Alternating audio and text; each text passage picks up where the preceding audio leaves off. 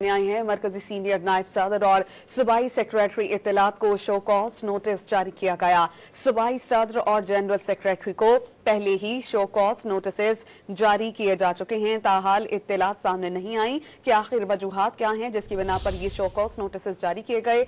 Peoples party Balochistan में इख्तलाफात सामने आए हैं। मरकजी सीनियर नायब सदर और सूबाई सेक्रेटरी इत्तलात को शोकोस नोटिस जारी किया गया। हमारे साथ मौजूद हैं डॉन न्यूज के रिपोर्टर अब्दुल्ला मोहम्मद, उनसे जानते हैं। अब्दुल्ला, बताइएगा किस किस्म के इख्तलाफात की खबरें गर्दिश कर रही हैं और जो शोकोस नोटिस जारी किए गए हैं उनका मतन क्या है?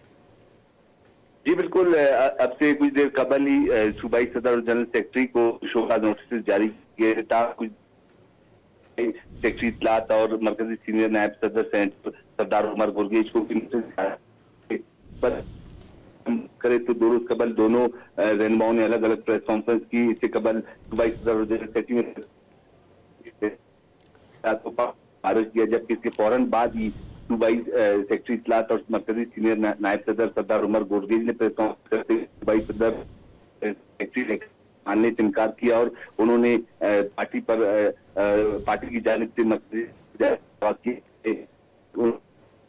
सूबाई सदर और जनरल सेक्रेटरी को। अब्दुल्ला जहरी हमें अपडेट कर रहे थे, बहुत शुक्रिया आपका।